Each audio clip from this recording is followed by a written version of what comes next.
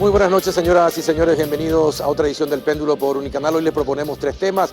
El primero tiene que ver con la reactivación económica. Ya están con nosotros dos exministros de Hacienda, Santiago Peña y César Barreto, con quienes vamos a entablar un diálogo profundo sobre este tema. El segundo bloque vamos a hablar acerca del fair play financiero en el fútbol. ¿Qué va a pasar con aquellos equipos que no tienen toda la trazabilidad posible de sus administraciones? Lo vamos a saber de la boca de nada más y nada menos que del presidente de la APF, don Robert Harrison. Y el último bloque vamos a hablar acerca de un tema que preocupa a toda la sociedad: los ilícitos y los delitos que nuevamente van aumentando y parece que el accionar de la policía va disminuyendo. Va a estar con nosotros hoy el comisario Gilberto Fleitas del Departamento contra el Crimen Organizado. Antes de ir al debate, les invito, acompáñenme, porque hoy les quiero presentar otro rico vino Aresti, la cepa Carmener de la marca Aresti, que es una pasión familiar. Es seco y a la vez suave, con aromas a mermelada de mora, ciruela y cedro. Es perfecto para combinar con muchos alimentos. Aresti es pasión familiar. Esta marca es representada por Nobleza SRL y puedes contactar con ellos al 555-236-555-090.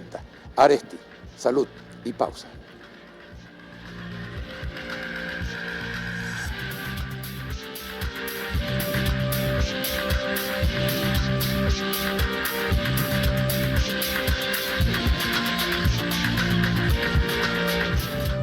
Bien, ¿qué tal, don Santiago Peña? ¿Cómo anda? Buenas noches. Muy buenas noches, Carlos. Un gusto estar contigo. César, muy buenas noches y la audiencia de Unicanal. Don César Barreto, ¿qué tal? Buenas noches, ¿cómo está?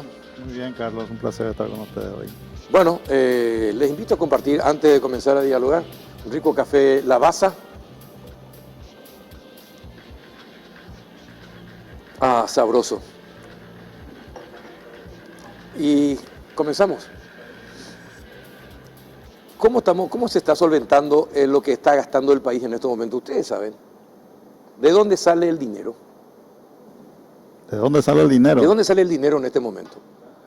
A ver, estamos usando lo que se recaudó con la emisión de bonos que se hizo a principios de abril, creo, 1.000 millones de dólares, más un anticipo que hizo el Banco Central al Tesoro, del cual una parte ya se devolvió, creo que en estos meses, y otros préstamos que creo que hay una parte que es del Banco Interamericano de Desarrollo y otro del Banco Mundial. O sea, hay una serie de préstamos que consiguió el país en este periodo corto, digamos, de manera urgente para poder solventar los gastos que demandaron todo este periodo de cuarentena, ¿verdad? Bueno, esto para la parte sanitaria. Sí. ¿Verdad? Para la pandemia. Pero para el mantenimiento del Estado, ¿de dónde vienen los fondos entonces? No, la ley... Si no hay recaudación prácticamente en los últimos tiempos. A ver, ¿cómo es? Tengo que precisar más. La recaudación cayó más o menos un 50% en abril. Después se recuperó en mayo, la caída fue alrededor del 30% más o menos. Sí. Y en junio están prácticamente empatados ya con lo que se recaudó el año pasado, por lo menos, ¿verdad? Entonces, abril y mayo, una parte de los créditos que se tomaron se usó para financiar esa diferencia de ingresos que tuvimos, que fue el resultado de la cuarentena, porque la gente no podía trabajar. Exacto. Y muchos impuestos se postergaron, ¿verdad? Entonces creo que se usó, no recuerdo exactamente el monto, pero algo así como 500 millones de dólares de los fondos previstos en la ley de emergencia para poder pagar todos los gastos para que el Estado siga funcionando normalmente. Hay que entender esto, que si no se hacía esto, el Estado también iba a entrar en un paro. Y si el Estado entraba en un paro, el problema económico se profundizaba. O sea, la caída económica iba a ser mucho más grande. Entonces, yo entiendo toda esta discusión dialéctica de que usamos deuda para pagar gasto corriente, qué sé yo, pero hay que ponerse en la situación de que no se hizo eso, entonces la economía iba a estar en una situación mucho más caótica. Y podemos mirar el vaso medio lleno en el sentido de que todas las medidas que se pudieron hacer, tanto del Banco Central como la ley de emergencia, se pudieron hacer porque Paraguay había hecho bien las cosas en materia macroeconómica, tiene un banco central independiente, inflación baja y estable. Eso le permitió inyectar mucha liquidez al mercado, flexibilizar normas y lo mismo desde el punto de vista de la política fiscal. O sea, todos los países están enfrentando esto con deuda. No hay una varita mágica que pueda hacer generar recursos.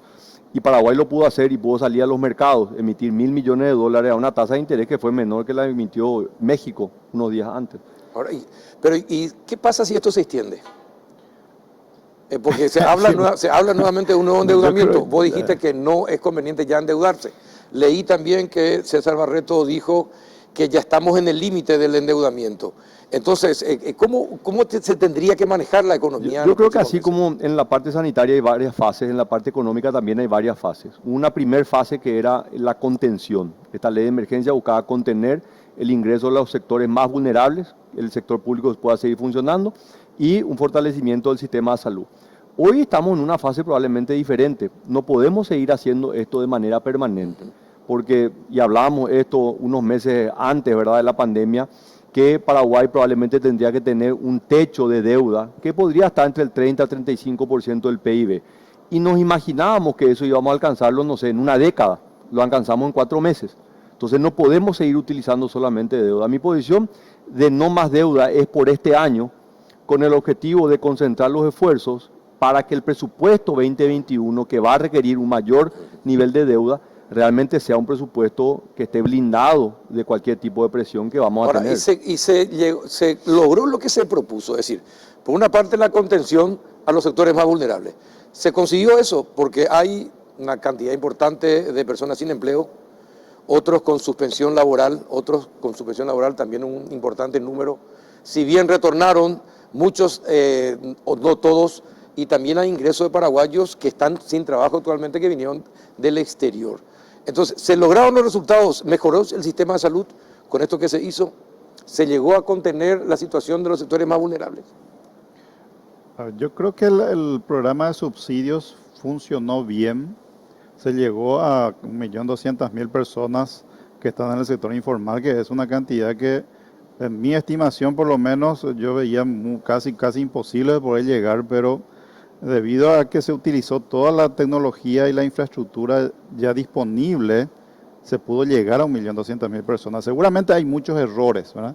Yo en un principio dije acá que vamos a tener que aceptar de que muchas personas que por ahí no calificaban para estos beneficios vamos a tener que darle, porque es imposible que vos puedas verificar totalmente la condición de una persona que te solicita un subsidio, ¿verdad?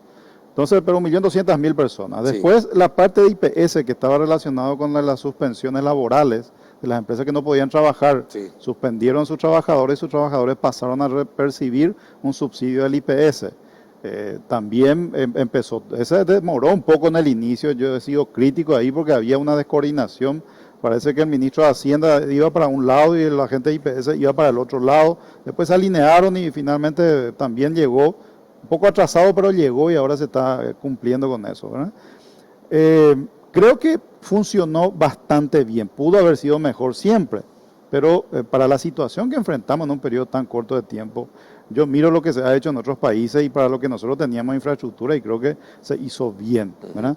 En la parte de salud y tenemos reparo porque no se administró bien, o sea, ellos administraron súper bien la parte sanitaria en sí misma, pero la parte administrativa fracasaron, ¿verdad? Eso es categórico, nadie puede entrar a argumentar de que las cosas hicieron bien, ¿verdad?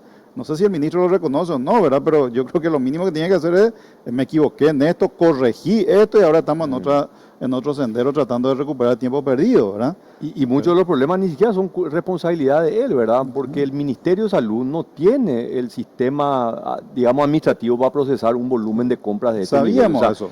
Sabíamos eso. Era totalmente predecible. A mí me da mucha pena que él nos anticipó de decir, Dirección de Contrataciones Públicas, el tema prioritario es hoy salud, encárgate vos de hacer las compras y todos los procedimientos, o con Hacienda, y déjame a mí concentrarme en el tema de salud.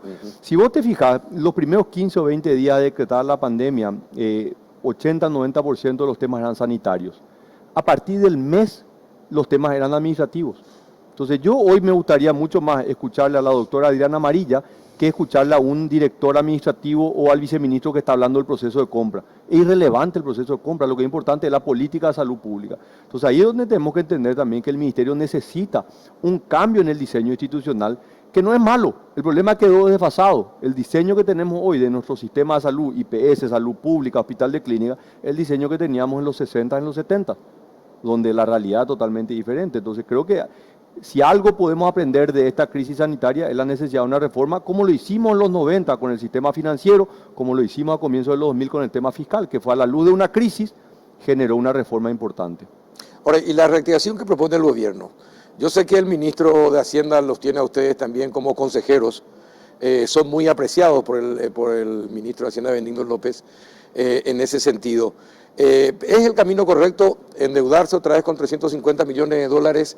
¿Es lo acertado o hay otras variables que se podrían buscar y obtener para no seguir con el endeudamiento y tratar de mejorar la situación económica? A ver, mira, yo fui uno de los que le insistí temprano de que lance un programa de reactivación como una segunda etapa de un programa de contención. Creo que el programa de contención funcionó relativamente bien. De hecho, tantas personas recibieron ese subsidio que se volcaron a comprar. Se notan los datos de que la caída que en algunos sectores, por ejemplo, prácticamente algunos crecieron, de hecho, luego porque hubo mucha gente con capacidad de compra que se fueron a comprar. Funcionó también como mecanismo de contención económica los subsidios que se dieron a la gente, ¿verdad?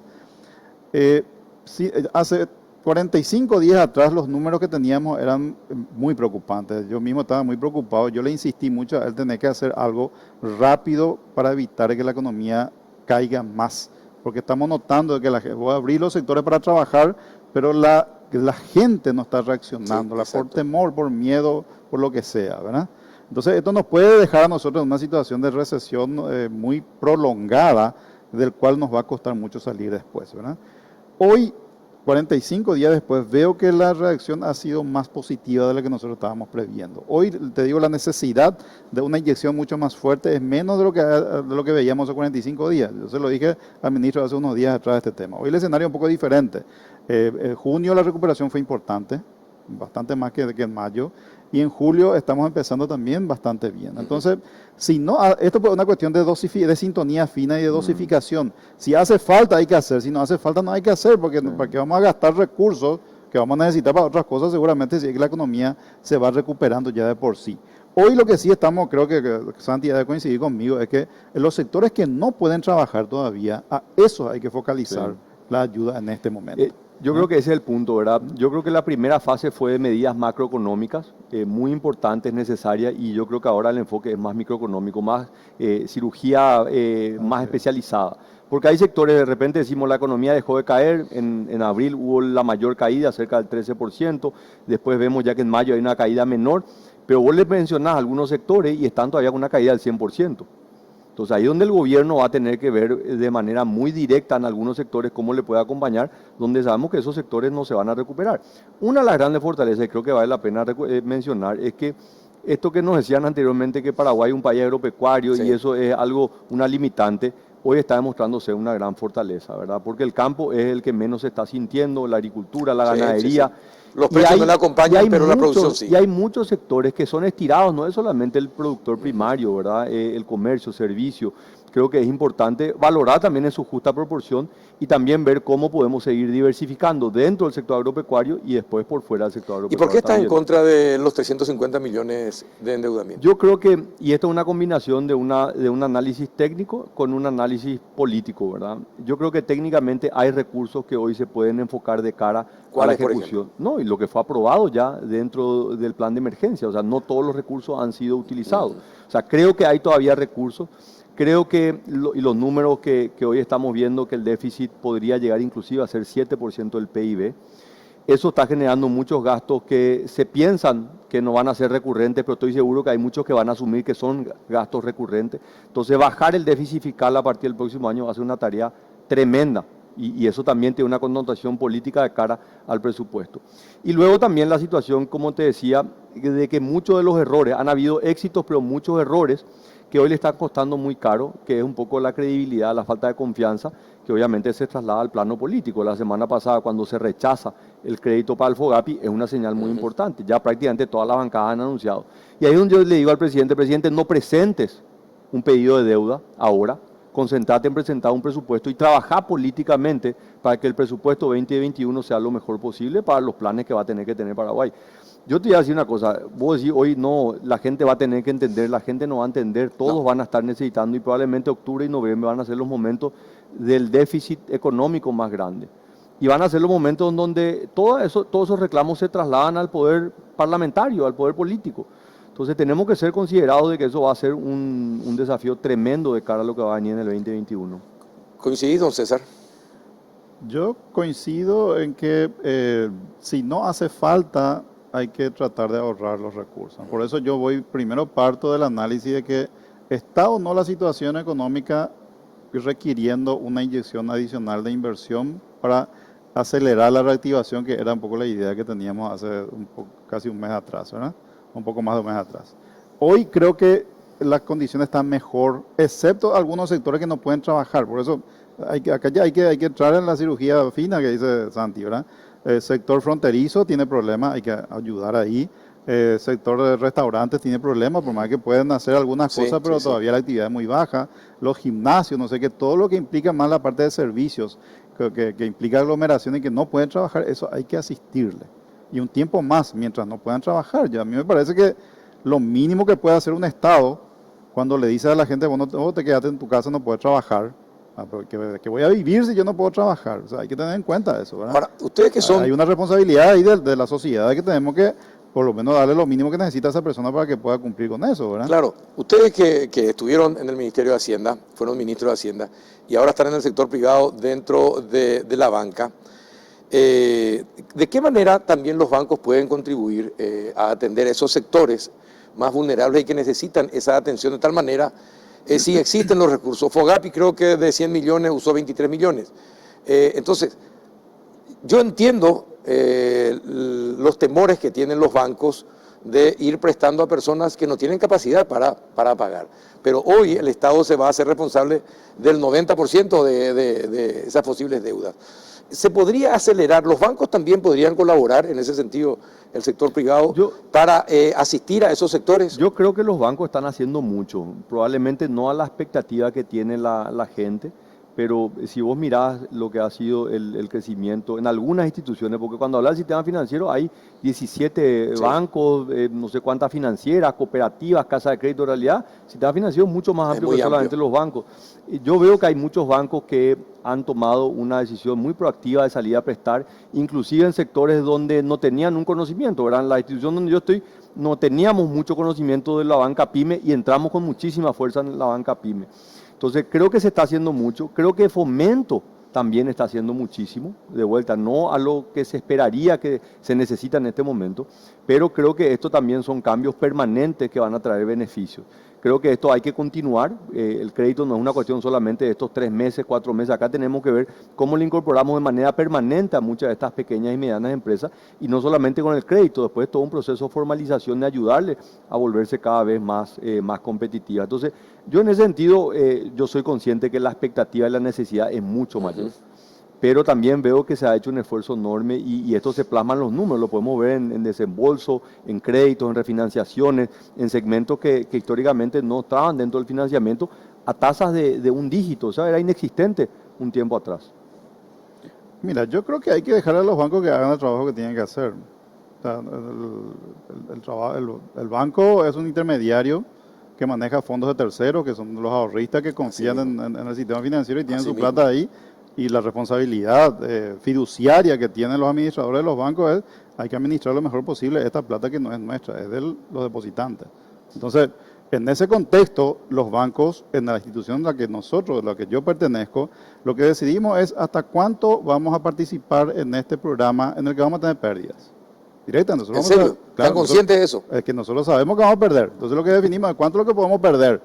Cuánto podemos perder depende de la capacidad financiera que tengamos en nuestro banco. Entonces, no es una cuestión que no puede venir de afuera a hacer todo lo que tenemos que... No, ¿cuánto es lo que podemos perder nosotros manteniendo nuestra sostenibilidad en el tiempo?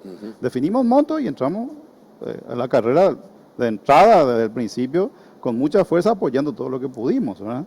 Y creo que pero hay, no sé, 15 bancos, no sé cuántas entidades financieras, hay como, no sé, 100, 200, 300 cooperativas, o sea, hay un montón de instituciones. Yo creo que este esfuerzo, si lo hacemos todos en conjunto, mirando desde este punto de vista de que vamos a perder esta plata, pero necesitamos hacer esto para apoyarle a esta gente, estoy seguro que se va a poder llegar a todos lo que necesiten, ¿verdad? Con la garantía del Estado una parte y otra parte que asumen los bancos, que una parte van a perder. Y también en ese aspecto no dejar de lado que Fomento, que ha sido sujeto de varias reformas en los últimos años, probablemente hay una última reforma que todavía no se ha hecho, que es la integración de toda la banca pública de primer piso. Te acordarás que la creación de la AFD, César fue su primer presidente, fue la integración de toda la banca pública al segundo piso. Y la de primer piso se dejó en el tiempo. Y esta es la oportunidad de integrar crédito agrícola, habilitación, fondo ganadero, que son los que tienen el conocimiento, pero no tienen los fondos.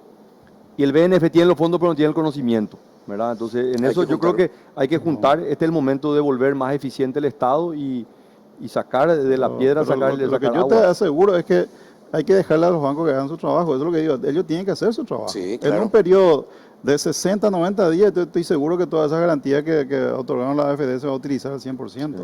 Hay un proceso. Esta cosa no es que no es por un subsidio. Esto que viene fulano me pide 1.000 y yo le doy 1.000, ¿verdad? No funciona así. Hay que entender eso, ¿verdad? Es importante que se explique eso. ¿Sí? Ahora, ¿y el dólar y esta alza de la cotización empeora o no la situación? El dólar... ¿Va a tener impacto o no en la situación actual? Bueno, lo que pasa es que las variaciones son muy moderadas, digamos. El tema, siempre hay que mirar los órdenes de magnitud de las cosas. Esta situación requiere varios mecanismos de ajustes en la economía como un todo. Uno de ellos es el tipo de cambio, ¿verdad? Que en el caso de Brasil, por ejemplo, los ajustes fueron enormes, drásticos, porque hubo fuga de capitales. Sí, en Paraguay no hubo fuga de capital, entonces los ajustes son más moderados. Y comenzó el año pasado, ¿no? Comenzó el año pasado, exactamente. Y es un proceso en el que una sintonía fina que hace el Banco Central, porque el Banco Central puede fijar el dólar si quiere. Tiene las reservas internacionales para hacerlo, hoy tiene más de 9.000 millones de dólares. O sea, pero no puede hacer eso, porque si hace eso, vamos a quedar con un desalineamiento con el Brasil, de que te van a entrar el contrabando, haya frontera cerrada, creo que está entrando luego, claro, ¿verdad? Entonces, lo que yo pregunto es, ¿por qué no hay gente del gobierno que explique esto? De manera sencilla, así como ustedes lo explican. ¿Por qué no se convierten ustedes en voceros del gobierno? No, pero en serio. Tal vez no le hacen la pregunta correcta. No creas, no sé, pero es raro. Cuando ustedes lo explican, es fácil de entender. Yo creo que en el tema del tipo de cambio, lo que ha pasado en las últimas semanas es que ha habido un efecto ajuste rezagado, o sea, tardó en ajustarse el tipo de cambio, ¿verdad? Nosotros teníamos prácticamente en marzo, abril, estaba planchado desde el comienzo de año, cuando todas las monedas se habían ajustado. Y la nuestra, y tiene su proceso, y tiene su rezago, su atraso, tampoco hay un descontrol. Pero en realidad desde el comienzo de año es 7% en línea con lo que tiene el peso chileno, el peso colombiano, en Perú. Uruguay está mucho más devaluado que nosotros, ni qué decir Brasil y Argentina. Pero una variación, eso es lo que la gente tiene que entender para que no se asuste, porque si la gente se asusta, claro, no hay nada que pueda estar bajo control, entonces hay que transmitir mucha tranquilidad acá. Si el Banco Central quiere bajar el dólar, lo puede hacer hoy. Lo que pasa es que no es conveniente. Deseable. Entonces lo que hace es un ajuste razonable para distribuir un poco la carga lo más equilibradamente posible entre los distintos sectores. Bueno, para terminar, usted y yo le damos una pregunta a Santi Peña. Sí, claro. ¿Le parece? Yo te apoyo en esa pregunta. Bueno, está bien, en la pregunta. Ya se ríe, ya sabe. ¿Seguís siendo candidato? ¿Va a ser candidato para el 2023? Y la respuesta es la misma. No, pero la verdad. Pero, y la verdad que no sé si voy a ser candidato. Si se presenta la oportunidad, no voy a dudar. Como no dudé en junio, aceptar la candidatura. No, para mí yo estoy convencido de que este partido se juega desde adentro, no desde afuera. Mira estoy convencido de eso. Después de este bloque, en el siguiente bloque también va a entrar y va a hablar con nosotros alguien cuyo nombre también suena como fuerte, candidato. Y muy fuerte. Fuerte, sí, exactamente. Sí. Yo no sé si pueden formar un dúo ustedes o no. Sería excelente. Bueno, entonces, sigue tu candidatura. Sigue las ganas de colaborar, Carlos. Yo creo que eso no se limita a un cargo. O sea, yo hoy no tengo ni un cargo público, pero mis ganas de colaborar y la pasión que le pongo a estos temas es la misma. Perfecto, muy bien. Ya sabemos entonces, sigue como candidato. Gracias, don César, por venir. Muchas gracias y por las explicaciones también. Igualmente, Santi, por las explicaciones. Un gusto, Carlos. Muchas gracias por estar con nosotros. A la vuelta de la pausa, el presidente de la APF. Vamos, la primera pregunta que venga preparado ya don Robert Harrison. ¿Va a ser o no candidato? Y después vamos a hablar del fair play. ¿Y de qué partido? Exactamente, ¿y de qué partido? A la vuelta de la pausa.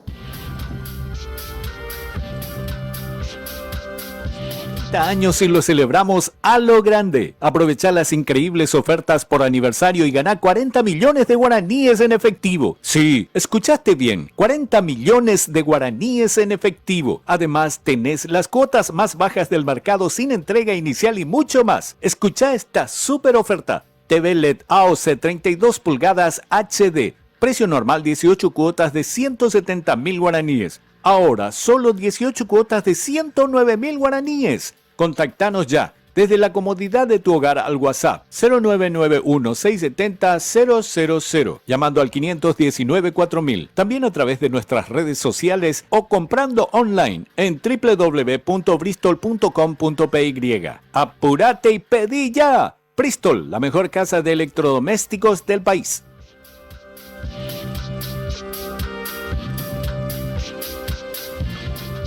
Bien, ya estamos en compañía del presidente de la APF, don Robert Harrison. ¿Qué tal, don Harrison? ¿Cómo anda? ¿Qué tal, Carlos? Bien, bien. Un saludo muy grande a vos y a toda la teleaudiencia. Bueno, ¿vas a ser candidato a presidente o no? Corrió mucha esa versión de que podría ser candidato a presidente de la República. ¿Está en tu intención dejar el fútbol y candidatarte para la presidencia de la República? Yo estoy en el fútbol, nací en el fútbol y voy a morir en el fútbol. Pero seguro, seguro. Seguro. Descartada. 100%. No hay nada que te pueda hacer cambiar de opinión de acá a 2 a 3 años. En absoluto. ¿Seguro, seguro? Seguro. Bueno, está bien. Yo estoy en el fútbol. Bueno, está bien. ¿Qué es el fair play financiero? ¿Qué es lo que quiere llevar adelante la APF con el fair play financiero? Bueno, el fair play financiero es algo que nosotros queremos introducir a través de licencia de clubes para la formalización del fútbol en general. Eso sabemos que eso tiene varias etapas. En Europa eso es algo tradicional y normal. No obstante, nosotros queremos eso implementar por fases. Primeramente, analizar que los pagos que tengan que realizar las instituciones a los profesionales, a los jugadores, que estén al día, que haya un compromiso de pago, que estén al día para comenzar cada torneo. En la segunda fase ya se entraría un poco a analizar los balances, cuadrar algunos números de ingresos y egresos, y en una tercera fase sería... ¿Y eso es por año? ¿Las fases van a ser anuales o no? Las fases van a ser graduales de acuerdo al avance que se tenga en cada fase anterior. Si en la primera... El año que viene. Si avanza rápido y todos nos ponemos las pilas y eso va avanzando, por supuesto que las fases se pueden ir anticipando. Pero es algo que va a ayudar mucho a la formalización del fútbol. Sí, sí, sin duda. De hecho, en este tiempo que estuvimos ayudando a los clubes con aportes de Conmebol a través del programa de evolución y de FIFA a través del programa Forward, nosotros hemos logrado que a través de los clubes formalizar a la gran cantidad de jugadores que tienen. Y de hecho eso se está notando porque hemos inscrito cerca de 1.500 jugadores. ¿Esto rige solamente para la primera división y para la intermedia? No, para la intermedia todavía. Solamente para la primera división. Solamente para la primera división en su primera etapa y por supuesto eso después se va a ir trasladando a la otra categoría. Pero en principio esto tiene como función principal arrancar esto con la primera división. El año que viene, en el 2021, al inicio del torneo, si todos los salarios deben estar al día en los clubes. No tiene que haber atraso relacionado con cuenta del 2020. No tiene que haber atrasos. Por supuesto que el torneo del año que viene va a estar muy supeditado al término del torneo de este año. No sabemos el inicio que se va a dar, puede ser a fin de enero, mediados de febrero, porque los jugadores también tienen que descansar, va a ser un torneo pesado de aquí hasta fin de año. Y entendemos que mínimamente el 15 de febrero recién comenzaría la apertura del año que viene, así que vamos a estar muy atentos porque se tiene que iniciar estando todo al día. ¿Se impondría algún límite para el pago de prima de los jugadores? No. Eso no. Todavía en la primera fase todavía no está eso. Posiblemente en la segunda pueda entrar algo de eso, ya que ahí se tienen que cuadrar los ingresos y egresos.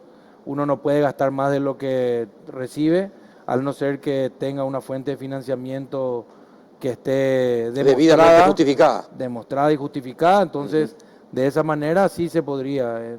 Pero estamos hablando de la segunda fase y yo creo que tenemos que primero entrar en la primera fase y ahí tener bien claro el panorama.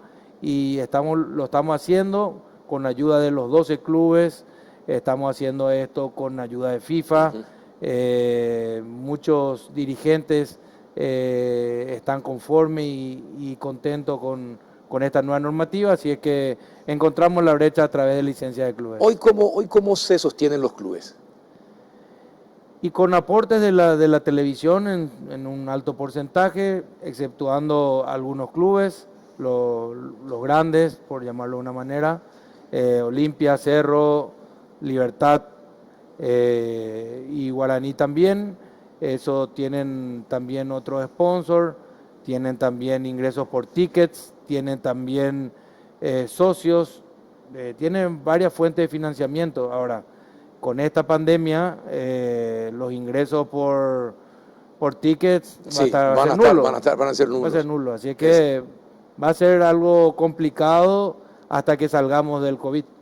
¿Qué es lo que se pretende? Clubes que deben hoy a sus jugadores, General Díaz, ¿solucionó el caso de sus jugadores? Luque, ¿están al día, se pusieron al día? Están todo al día, están todo al día. ¿Esto con la ayuda de la APF y la Conmebol?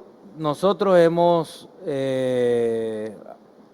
aportado a los jugadores directamente de la cuenta de la asociación, a los jugadores hemos aportado cerca de 13.200 millones de guaraníes.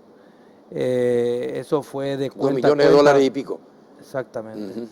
Y eso ayudó que los clubes puedan, al no tener casi ingresos, poder ponerse al día, y la gran mayoría se encuentra pagando salarios de junio y algunos de julio. ¿Esos ya no son reembolsables?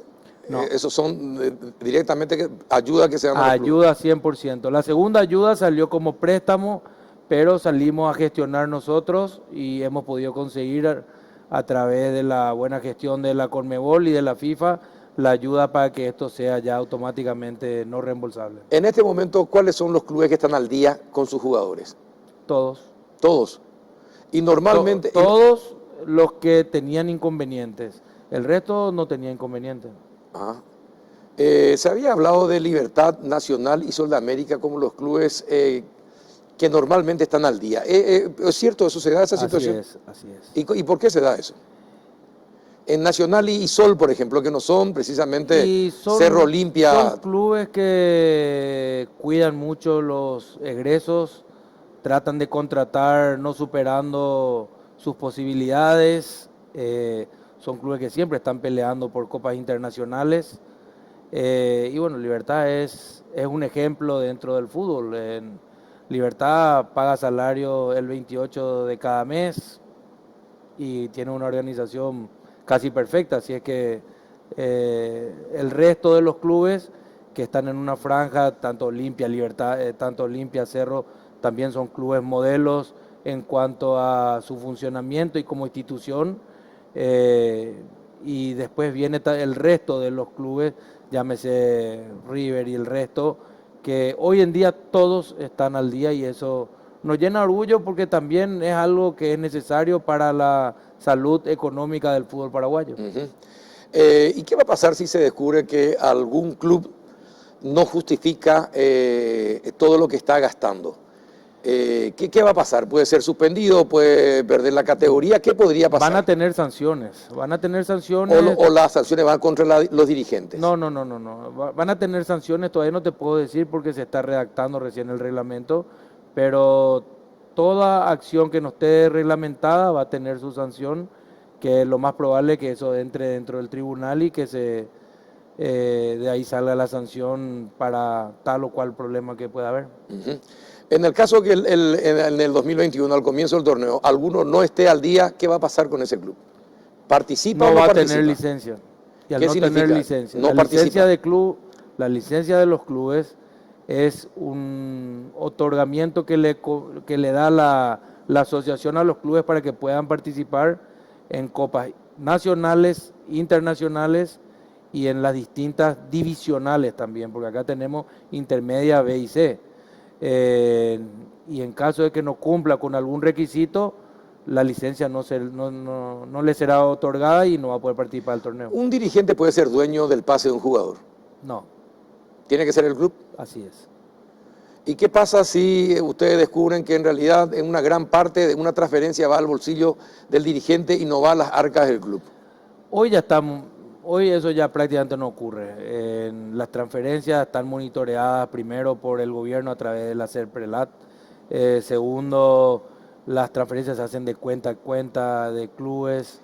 Hay más trazabilidad. Hay mucha trazabilidad hoy en día en el fútbol. El fútbol cambió, después del FIFA Gate, cambió el fútbol. El fútbol es otra cosa. Estamos hablando de muchos esquemas montados anteriormente que eran vulnerables. Hoy en día existe la comisión de integridad, está ética, está gobernanza. Hoy en día es otra cosa. Usar el fútbol para hacer lavado de dinero va a ser imposible. Y yo creo que sí, Ahora, sabemos perfectamente que también todo sistema es vulnerable, pero la idea es justamente prever que no ingrese dinero de dudoso origen, ¿verdad? En la UEFA los castigos son muy drásticos, muy duros. Generalmente son descensos de categoría y al más pintado, la Juventus tuvo que bajar porque se comprobó que arreglaron partidos, por ejemplo. ¿Y qué pasaría si también acá en Paraguay se descubren que se arreglan resultados de partidos? Que, por ejemplo, por cuestiones de apuestas se arreglan resultados de partidos. ¿Qué pasa con los clubes? Bueno, ¿qué contempla la norma en ese caso? Bueno, existe una comisión de integridad que controla eso, recibe las denuncias y las procesa, y eso tiene sus sanciones todo preestablecidas. Dentro del reglamento de integridad está eso contemplado y se sanciona. Ahora, pero ¿es posible sancionar drásticamente? Por supuesto. A Olimpia, Cerro, Libertad, al que sea. Así es. ¿Sí? A cualquiera. ¿Y cómo está su relación con Trovato? Bien. ¿Arreglaron la diferencia que tenían? Bueno, yo no tengo diferencias con él. Pero se hicieron públicas algunas, dime, yo digo esto, vos decís esto y así a través de los medios. Pero en el fútbol, lastimosamente, no siempre vamos a estar de acuerdo en el accionar. Sabemos perfectamente que cada uno tiene su pensamiento y es muy difícil ponernos todos de acuerdo, pero existe una gran unidad dirigencial en la asociación. Eso es algo positivo de esta pandemia y bueno, yo personalmente no tengo ninguna diferencia con Marcos. Bueno, eso es importante. ¿Y la selección? ¿Qué va a pasar con la selección? ¿Cuándo son las eliminatorias? ¿Van a comenzar en septiembre, octubre? ¿Qué va a pasar? Las eliminatorias van a comenzar en octubre. Se viene trabajando normalmente el equipo técnico, está trabajando con 12 jugadores sí. En el CARDE. El técnico se encuentra en su departamento haciendo cuarentena. ¿Sigue todavía cuarentena? El sábado termina. El sábado termina y bueno, ahí se va a incorporar a la oficina y también a las prácticas. Nuestro único objetivo principal que tenemos dentro de la asociación es llegar al Mundial. Así es que vamos a poner toda nuestra dedicación, nuestro esfuerzo para poder llegar al Mundial. ¿Vamos a tener equipo como para pelearnos? Sí, por supuesto.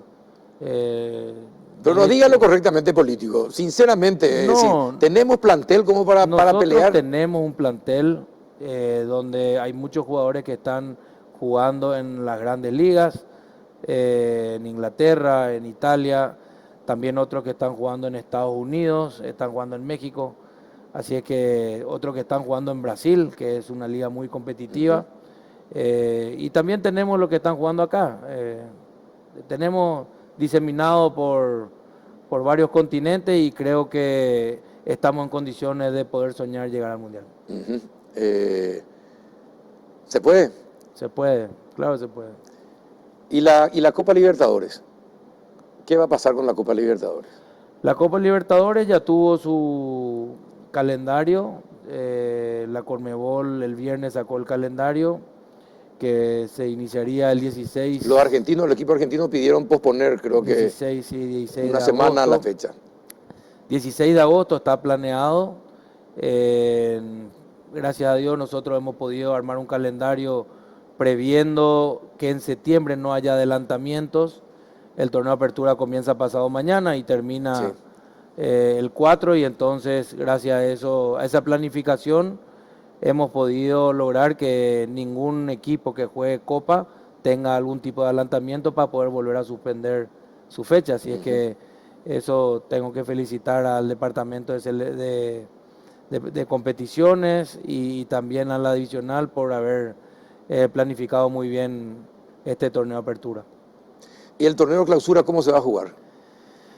Y justamente el día de ayer en el consejo estuvimos viendo, se torna muy complicado y se torna muy comprimido, y así como está se tendría que jugar 11 fechas, o sea, una sola rueda. Una sola rueda, todos contra todos. Todos contra todos, en el mismo formato que tenemos. Y solamente una rueda, y el que acumula más puntos en una rueda del campeón. Así entra hasta el 27 de diciembre. Después se tendría que analizar, porque si se quiere hacer una liguilla, terminaría el 13 de enero. Y ahí ya se tendría que ver el tema de los contratos de los jugadores, el tema de las vacaciones de los jugadores, porque los jugadores tienen que descansar. Exacto. Para poder volver al... ¿Y cuándo se define esto? Porque tú tienes que tener una definición. Eso tenemos todavía tiempo. Nosotros tenemos que comenzar a hacer rodar la pelota y tenemos tiempo para tomar la mejor decisión. Personalmente, ¿qué le gustaría a usted? Y a mí me gustaría con liguilla. Creo que es más apasionante, pero... Así que usted es el que está haciendo la liga para que se haga la liguilla. No hay otro sistema. No hay otro sistema. No. O se hace 11 partidos y el mayor... O con liguilla o liguilla. Así mismo. ¿Y la liguilla cómo sería? Y el primero con el octavo, el segundo contra el séptimo, mata-mata entre los 8 mejores. Ah, ese sería como una segunda rueda, pero choque directo. A un partido. A un partido. Y ahí terminaría, 3 partidos son esos. Y ahí se define. Y eso, entonces, así duraría hasta... El 12 de enero. Hasta el 12 de enero. 12-13 de enero aproximadamente. Ajá. Pero se torna complicado. Se torna complicado porque los clubes tienen algunos inconvenientes y acá tenemos que sacar lo mejor. Vencen el 31 de diciembre. Acá tenemos que trabajar entre todos y sacar un torneo que sea lo más favorable posible a todos los clubes y que al final son los que están detrás de esto. ¿Y cómo va a ser jugar sin... ¿Y usted se imagina el viernes jugar sin gente? Y es todo un desafío. Es el nuevo fútbol que vamos a tener que vivir hasta que... Y esto no va a terminar el 31 de diciembre. El COVID no va a terminar el 31 de diciembre. Tenemos que ir planificando y viendo cómo ir haciendo para el año que viene, pero creo que si cambian las condiciones sanitarias también pueden ir previéndose el ingreso de una menor cantidad de público. Sí, en Rusia jugaron una final con 5.000 personas, por ejemplo. Exactamente, estuve viendo eso y yo creo que es una posibilidad, pero vamos a ir paso a paso. Tenemos que fortalecer todo el protocolo sanitario que se ha preparado. Hemos tenido problemas en todos los partidos que se han disputado, algunos más graves, otros no tanto. Pero, ¿Y por qué entonces está en contra de los 5 cambios? Si la FIFA lo va a extender hasta el año que viene, los 5 cambios, ¿por qué la APF dice no, 3 cambios? La APF no dijo 3 cambios, ni 5. La APF es lo que dio la posibilidad que elijan y los 12 clubes eligieron 3 cambios. Y no si la norma de la FIFA no es obligatoria. No. ¿En serio? ¿Y esto que se extiende hasta agosto? Solamente aquellos que... Los clubes eligieron el sistema. Y lo que pasa es que los dirigentes pues no juegan fútbol. No entran a la cancha y no se entrenan. Claro, lo que pasa es que yo le di la posibilidad que ellos elijan. Y ellos, ¿Y cuál fue el argumento? Unanimidad. Y que el sistema de torneo de la Copa Libertadores y Sudamericana solo se va a prever 3 cambios. Y entonces ellos dijeron, bueno, vamos a plantear que también sea 3 cambios del torneo local. Ellos decidieron. Si tienen otra postura... vuelven a reunirse y deciden pero ellos no se enteraron de que la FIFA y Europa sobre todo tiene 5 cambios. Por supuesto. Justamente por eso, por el parón, para que los jugadores... Se les dio posibilidad que ellos puedan elegir tanto 5 cambios como 3 cambios. Los 12 clubes. ¿Pero fue por unanimidad? Por unanimidad. ¿Y no era que Olimpia había planteado 5? Después. Ah, después planteó. Después. Pero primero... ¿Y se puede cambiar? Es decir, se puede decir, por ejemplo... Olimpia emocionó que se juega como se juega la Copa Internacional. Después cambió de posición y es cuestión de que se reúnan con los presidentes y tomen la decisión. La asociación no juega. La asociación no juega. Le da igual que jueguen, que haya 3 cambios, 5 cambios. La asociación no tiene ningún tipo de inconveniente. Son los presidentes que decidieron y que pueden revertir eso antes que comience el torneo. Es decir, que tienen 2 días para revertir eso. Así es. Una vez que comienza ya se juega con esa regla. Por supuesto. No se puede cambiar por el camino. Usted que está en el fútbol hace tiempo, ¿es conveniente hacer ante esta situación 5 cambios o no? Personalmente, ¿qué piensa? Mira, yo no tengo una postura porque no me puse a analizar. Hay gente que está a favor de los 3 cambios, hay gente que está a favor de los 5 cambios. No me puse a analizar detenidamente cuáles son los factores positivos y negativos de cada una de las posibilidades. Así es que me gustaría compartir con gente que entiende para que me pueda decir, pero no tengo una posición sobre ese punto. ¿Y qué pasa? ¿Y qué pasa con... La gente está con las llamadas, le aclaro. Tengo 2 preguntas. Una en relación con el VAR. ¿Ya se queda? El VAR vino para quedarse. Estamos haciendo un tremendo esfuerzo. 6, 7 minutos, 8 minutos en algunos casos para decidir. Hoy hablaba con Estanislao Barrientos. ¿Se acuerda de Estanislao Barrientos? Sí, Barrientos. Bueno, me decía, Carlos, querido, ¿qué tengo que hacer yo si el centro delantero calza 45 y el defensor calzaba 43? Y la punta del botín del delantero por calzar 45 estaba adelante. Está adelantado. ¿Está adelantado? Bueno, la gente de antes y mucha gente muy renombrada eso está quiere en decir que contra de Barrientos ya eso. es viejo, está bien. No, por favor, no. Sencillamente que los dirigentes antiguos, por llamarlo, con más experiencia, ellos no están de acuerdo con esto tampoco, ¿verdad? Pero es el nuevo fútbol, es la forma que da transparencia y creemos que ese es el camino. La FIFA está llevando adelante, la Conmebol siendo pionera y bueno, nosotros acompañando este gran cambio porque tiene un costo muy alto. Sí. Estamos hablando de cerca de $1 millón por año. Sí, no, uno de nuestros técnicos le dijo, ya le preguntó cuando iba a ingresar, ¿verdad? Si el VAR iba a calificar siempre penal en favor de un equipo, ¿verdad? No había así de qué equipo, pero creo que esa es la sospecha que tienen algunos. ¿Y qué pasa con la televisación? ¿Cómo está la negociación de la televisación en los partidos? Bueno, los presidentes y miembros del Consejo han autorizado la renegociación por este inconveniente que es de la pandemia al equipo negociador encabezado por mi persona para llevar adelante el proceso de renegociación de los derechos por el término de 3 años. Eso se estaría haciendo una adenda al contrato anterior y se extendería hasta el 2023. El día de mañana nosotros tenemos previsto una reunión a las 12 de la mañana con los 12 presidentes para hacer la reunión formal con la empresa Tigo, que ¿Es la única que se presentó? Nosotros iniciamos el proceso licitatorio en diciembre, donde habían varias empresas que querían concursar y lo han hecho por escrito. Hemos contratado a la empresa auditora, BDO, muy reconocida a nivel mundial, y se ha comenzado ese proceso y lastimosamente se vino el COVID. Y de esa manera los antiguos posibles oferentes se bajaron y bueno, nos quedamos con la empresa. ¿Y hay mejora contigo? Sí, hay una propuesta de mejora donde ¿Satisface a los dirigentes? Y mañana va a ser presentada la propuesta por los mismos directivos, los altos directivos de Tigo que están viniendo para hacer la exposición y bueno, después está en manos de los 12 presidentes aprobar eso y elevar al Consejo Ejecutivo para su aprobación final. Bueno, eso se decide mañana, ¿dónde? ¿En la APF? Mañana en la asociación.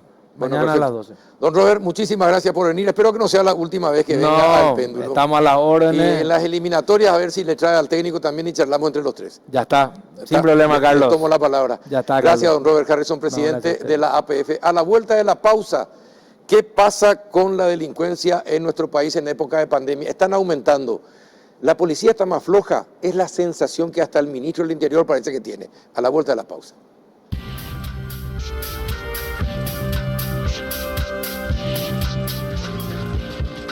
Ya estamos en compañía del comisario general, inspector Gilberto Fleita, del Departamento contra el Crimen Organizado de nuestros estudios. ¿Qué tal, comisario? Buenas noches, gracias por venir. Buenas noches, Carlos, gracias por la invitación y mi respeto a la teleaudiencia. Bueno, yo le había invitado justamente para hablar acerca de el aumento de la criminalidad en los últimos 2 meses otra vez. Cuando comenzó la cuarentena, como que se calmaron las aguas, pero nuevamente empiezan los asaltos más violentos.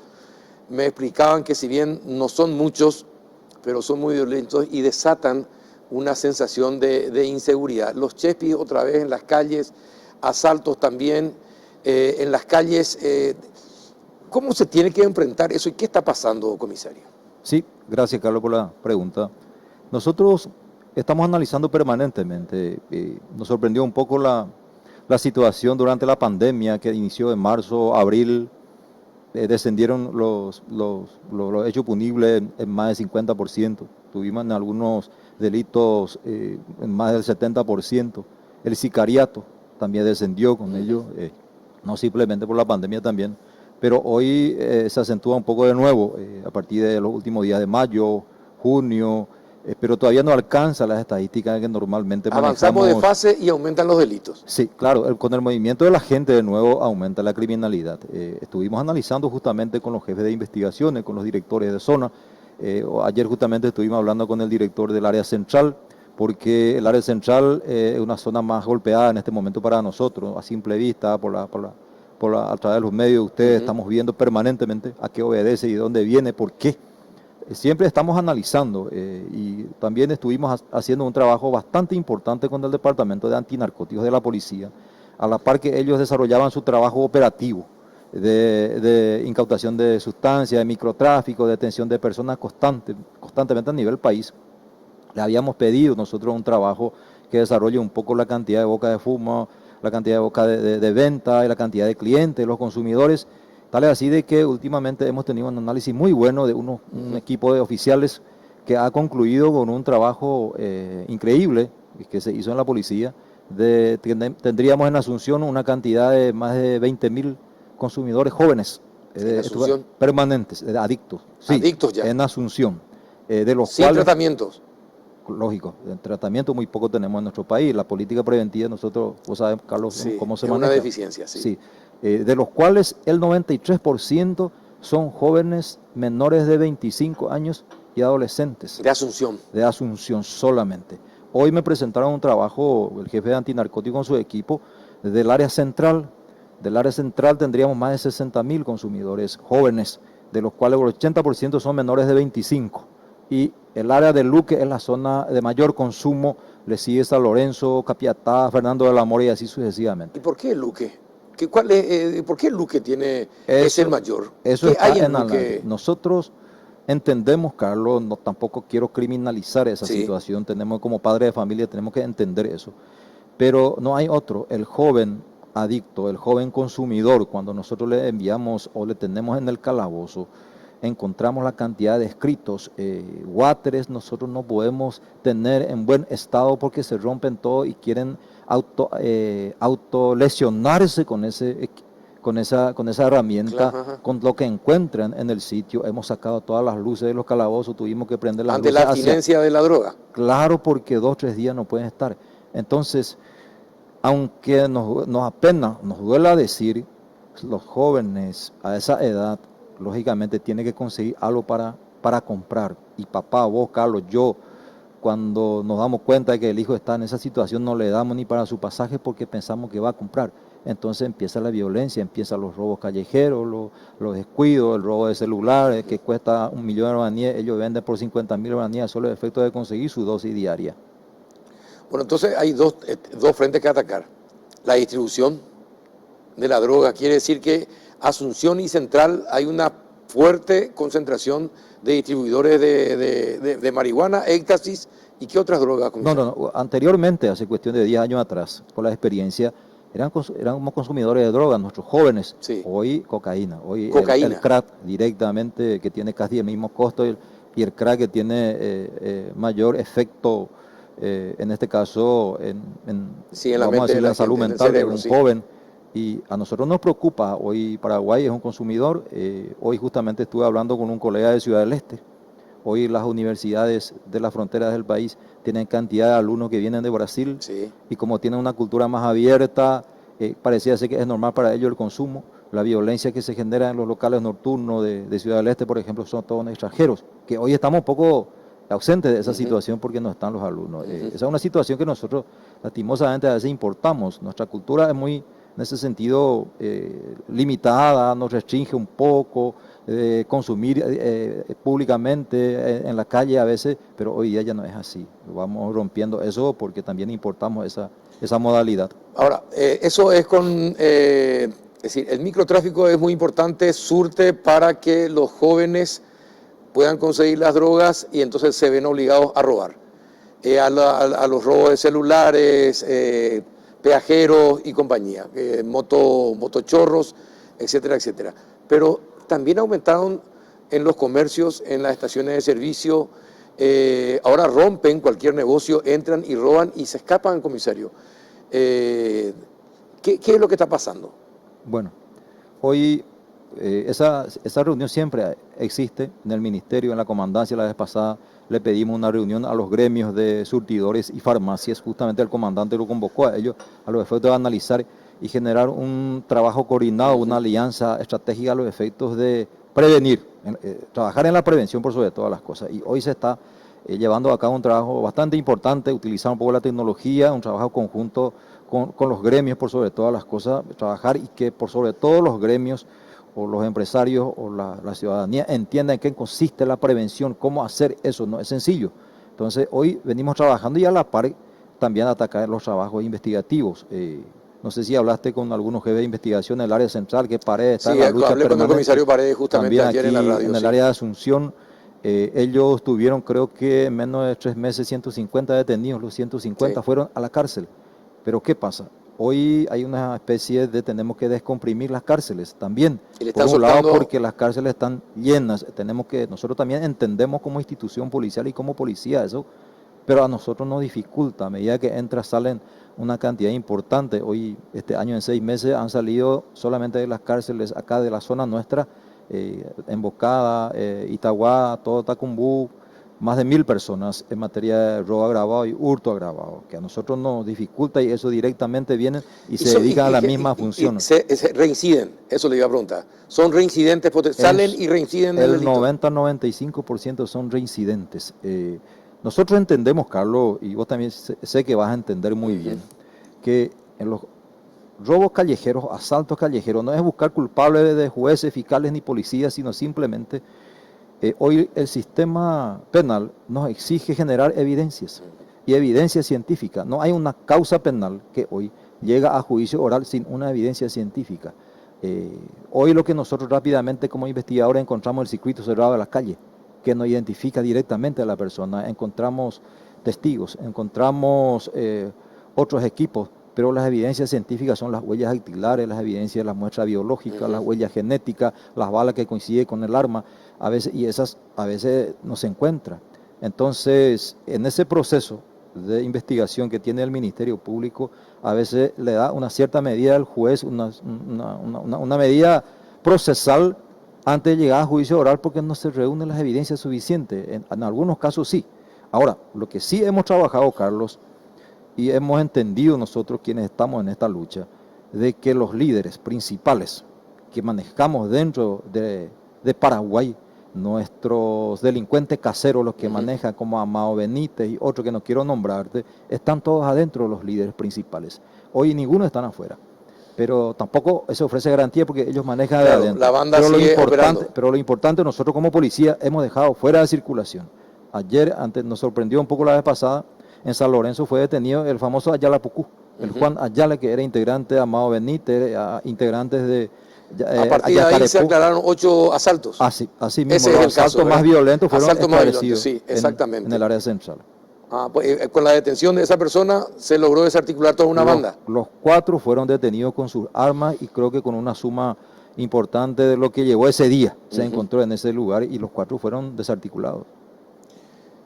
Bueno, pero esto que sucedió en Luque, con la detención de este operador distribuidor de drogas, ¿qué hacía? ¿Cuál era su función? Bueno. ¿Él es un gran distribuidor de drogas del Departamento Central? Bueno, nosotros hemos coordinado, siempre discutimos con la Senat, con el Departamento de Antinarcóticos, siempre nos encontramos en reuniones y los trabajos que nosotros podamos hacer operativamente, Carlos, dejar fuera de circulación a los vendedores de drogas. Pero el mercado está ahí latente siempre. La cantidad de consumidores, de clientes está siempre latente. Una familia es un vendedor, queda preso con sus evidencias y lógicamente aparece el hermano, aparece el tío, aparece la hermana o la propia mamá vendiendo ese producto. Entonces el mercado está latente, es un mercado, es un almacén que lógicamente el dueño de repente viaja y queda la hija que tiene que atender. Así funciona esto. Entonces yo creo que más allá, nosotros nos preocupamos mucho de la política de prevención, pero tampoco eso sería algo que tenemos que formar de hoy a la mañana, porque eso se tiene que generar una estructura. Recuperar a una persona consumidora, a un adicto, tiene su costo económico, una sola persona. Imagínense si nosotros vamos a trabajar en eso, el Estado paraguayo creo que no va a ser posible solo. Tenemos que entender eso. Ahora, comisario, mañana hay una reunión convocada por el Ministro del Interior, de la cúpula policial. El ministro está preocupado por el incremento de lo que estamos hablando, el incremento de asaltos y la sensación que tiene la ciudadanía de que la policía se relajó, ¿verdad? Entonces les va a llamar, pero te pregunto, vos que estás en el día a día, sos operativo, ¿se relajó la policía? ¿Algo cambió en los últimos 2 meses para que vuelva a crecer otra vez esa sensación de inseguridad en la ciudadanía? Los operativos están fallando, no son todos los exitosos que tienen que ser, o son muy espectaculares los asaltos y se repiten desde las 6 de la mañana hasta las 6 de la tarde en los canales de televisión. Entonces como que parece que los asaltos son muy violentos y ustedes no hacen nada. ¿Cuál es la explicación que tiene y por qué la convocatoria y con ese objetivo de ver qué es lo que está pasando? Sí, interesante la reunión de siempre se tiene que desarrollar.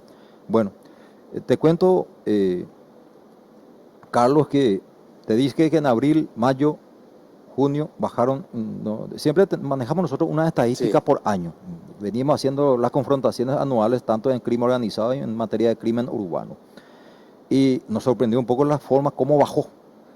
A pesar del trabajo, la falta de movimiento de la gente, también se relajó la criminalidad. No solamente acá, sino también en la frontera. Por otro lado, aumentó un poco ahora. ¿Desde cuándo? Desde junio viene aumentando los últimos días. Viene con el movimiento de la gente, con la apertura de la fase, viene también moviéndose la criminalidad. Hoy, te doy como ejemplo nada más. Ayer o hoy se habilitaron creo que a 100 personas a la cárcel. Se envía de los calabozos, se quiere vaciar, se envía a la cárcel, pero en 24 o 48 horas los calabozos ya están llenos de personas detenidas en este momento. Creo que en investigación en este momento hay como 13 personas detenidas, en Central hay como 15, la comisaría de San Lorenzo no sé cuánto tiene, o sea que no estamos pudiendo en este momento, a medida que se vaya vaciando los calabozos se llenan rápidamente. Es un fenómeno que está apareciendo. Hay mucha gente que ha quedado sin... Bueno, ¿y qué tipo de crímenes o delitos cometen estas personas? Los delitos normales. Últimamente nosotros tuvimos los asaltos muy violentos, sí, así como vos dijiste, y hemos podido descabezar un poco a los 4, y ellos fueron los autores de 8 asaltos que ocurrió en un mes, 15, en un sí, mes en San Lorenzo. Pero los delitos que tenemos diariamente, los asaltos celulares, los motochorros, los tortoleros que se relajó, sí, últimamente robo de autos que empezaron a aumentar otra vez. Entonces, lógicamente nosotros vamos a tener que analizar bien. Venimos nosotros avisando, estuvimos coordinando con los trabajos, hace 3 días estuvimos con miembros de la Senat también coordinando eso, discutiendo un poco incluso con miembros de la Fuerza de Tarea Conjunta, de que avisándonos mutuamente de que esto va a acentuarse un poco por la situación. Hay mucha gente que han quedado sin actividades laborales, hay muchos compatriotas que han vuelto a nuestro país y también esta persona a quien te mencioné, que la cantidad impresionante que tenemos, que en su mayoría las personas que trabajan de ese grupo son vendedores ambulantes. Entonces, necesariamente para el día tiene que poner esa persona. Tenemos que entender también esa parte. Y cuando no vende su producto, no encuentra, no hay otra salida porque tiene 2, 3 hijos. Increíble, en la zona periurbana, un joven de 18, 19 años tiene 4 hijos. O una joven de 17, 18 años en pareja tiene 3, 4 hijos que tiene que dar de comer. Es una situación social que nosotros vemos a diario, pero que ya no corresponde a nuestra institución, porque nosotros tenemos que el día a día luchar, prevenir en la medida que se pueda y dejar fuera de circulación a los criminales. Ajá. Bueno, pero comisario, esos datos ustedes tendrían que pasarle al Ministerio de Salud y al Ministerio de Educación, por ejemplo, también, ¿verdad? Para que también se inicien campañas en los colegios, en las escuelas, en los barrios, en los centros de salud, para ver la forma de cómo evitar que chicos que tengan 16, 17, 18 años tengan 2, 3, 4 hijos, por ejemplo, ¿verdad? Y después terminen dedicándose al microtráfico o siendo adictos, y para ello tienen que estar cometiendo delitos para poder satisfacer sus vicios. Entonces, me parece que tiene que ser un trabajo conjunto mucho más amplio todo esto. Sí, señor, pero nosotros como policía tenemos que trabajar, no hay otra. La criminalidad no va a esperar. El pan de cada día en la casa que tienen que llevar no va a esperar eso, y nosotros estamos ahí en el medio. Necesariamente tenemos que trabajar ¿Es suficiente la cantidad de policía que tienen? No, ustedes saben, vos manejar muy bien que la parte preventiva necesitaríamos más de 60.000 policías para estar acorde a la cantidad de población. Es decir, 2 veces más de lo que tienen. Y la parte investigativa, Carlos, necesitamos en Paraguay, por la cantidad de población, 5.000 investigadores. Y no tenemos más de 1.500 que estén trabajando en el campo investigativamente en la policía.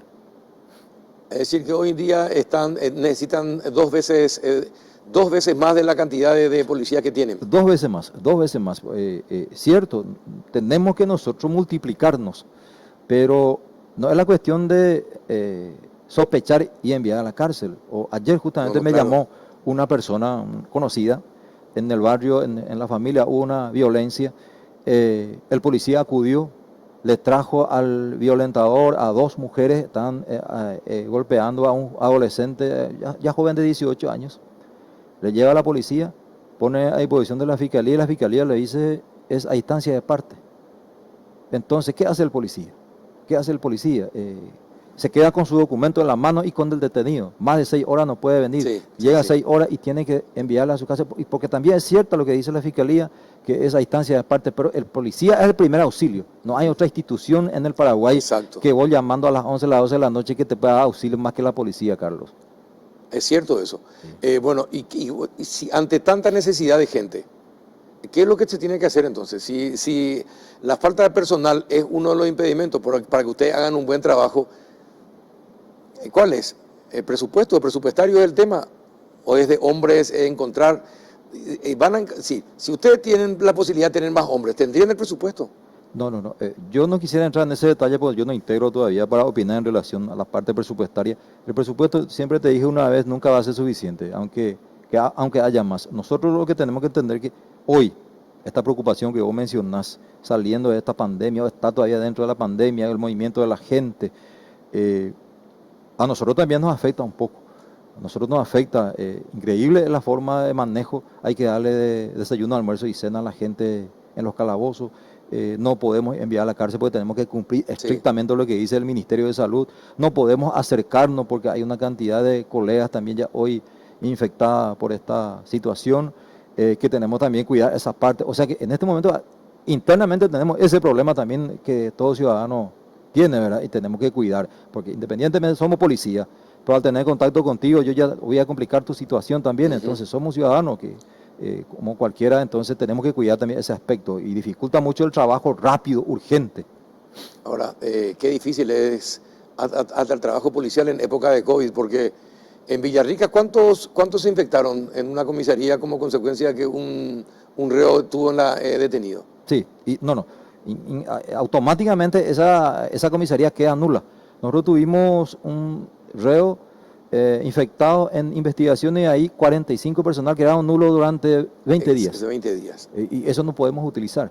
en una unidad policial que tome esa, tiene que quedar allá en cuarentena, eso ya no tiene que trabajar, así de sencillo.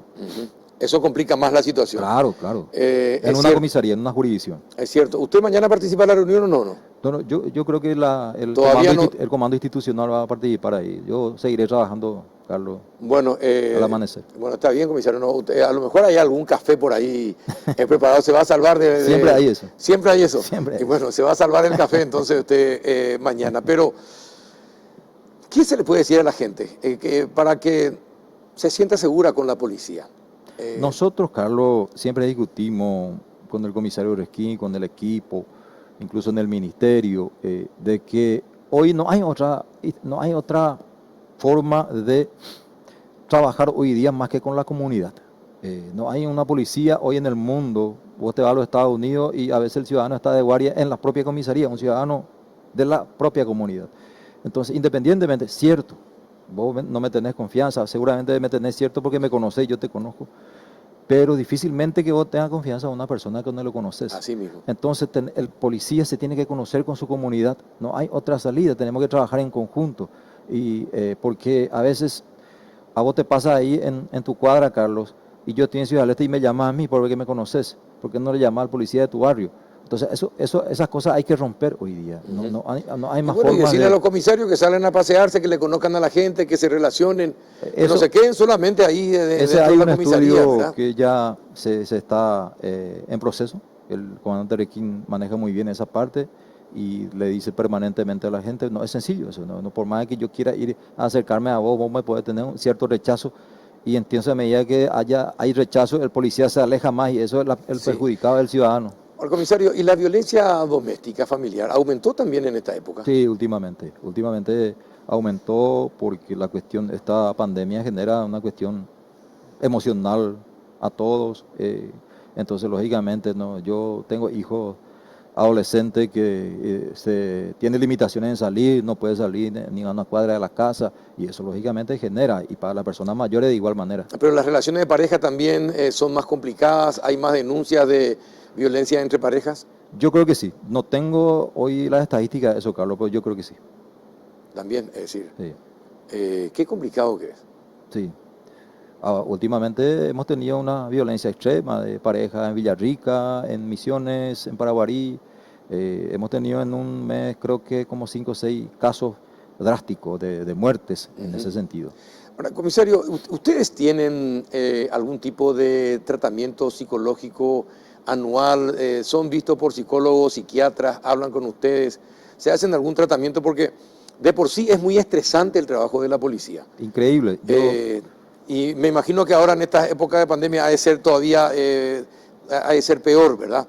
Pero de por sí el hecho de trabajo del policía genera mucho estrés.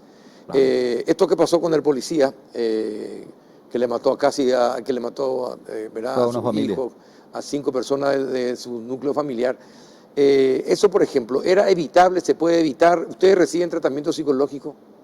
Tenemos un departamento que se encarga de eso y si mal no recuerdo, este joven estaba en tratamiento, no te quiero mentir, las personas encargadas seguramente te van a dar esa información, pero hay un departamento dedicado a eso, no a todos porque sabes que en nuestra institución vos manejas muy bien eso y te cuento a modo de experiencia, aquel caso de Tucua Bolaños, la muerte de casi 400 personas. Yo estuve ahí desde el primer momento hasta el último cuerpo identificado. Y cuando eso he recibido un tratamiento psicológico diferente a los efectos de recuperarte como una persona normal porque dejas secuelas, eso es hecho. Imagínese un policía, Carlos, que a vos ya te priva la ley, te prohíbe hacer una cosa y el policía tiene que hacer. O sea que a vos ya no podés hacer eso porque es riesgoso para vos. Entonces, eso tiene que hacer el policía. Ese es el trabajo policial. Lo que el ciudadano normal no puede hacer, tiene que hacer el policía. No, y por tiene que hacer bien, increíblemente. Por eso le preguntaba, porque le digo, yo sé que es muy estresante el trabajo policial, pero entonces hay un déficit de atención a la salud mental de la propia policía. Bueno, nosotros para cada curso tenemos un tratamiento, un estudio, un examen, una evaluación psicológica. Nosotros los oficiales tenemos 4 cursos. Pero cada vez que rinde. Hoy, para los postulantes a general, también están en esa evaluación en este momento. Pero son cada 4 años, comisario. Sí, pero... No debería ser, yo digo, por la propia salud de ustedes, ¿verdad? Sí. No debería ser más a menudo. Yo creo que sí. Incluso el propio, yo mismo tengo que ir a someterme, pero yo te juro, Carlos, que vos, por ejemplo, te vas a someter en 2 años a un tratamiento porque vos pensás que estás bien. Sí, la persona no se da cuenta de eso. Y sí, me imagino que sí. Bueno, pero es así. Por último, comisario, en 30 segundos, ¿qué le puede decir a la ciudadanía para que se sienta un poco más tranquila?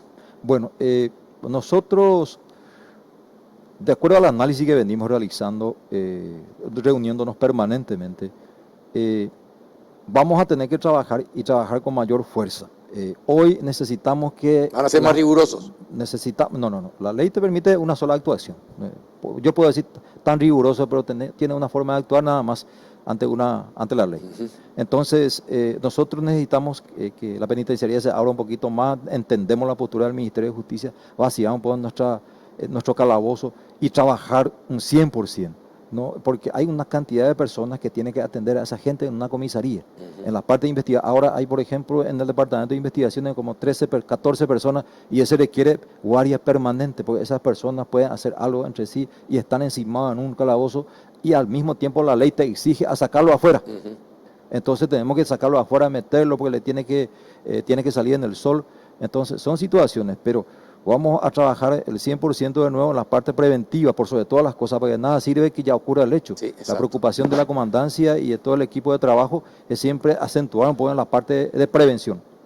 Perfecto, comisario, muchísimas gracias por venir y por contarnos toda la realidad de lo que pasa la policía. Espero que no sea la última vez y agradezco que esté acá porque es siempre muy difícil tenerla a ustedes los policías en algún estudio de televisión, pero le agradezco que haya aceptado la invitación. Gracias, Carlos, a vos. Muchas gracias. El comisario Gilberto Fleitas y a ustedes, muchas gracias por compartir otro miércoles más. Hasta la próxima.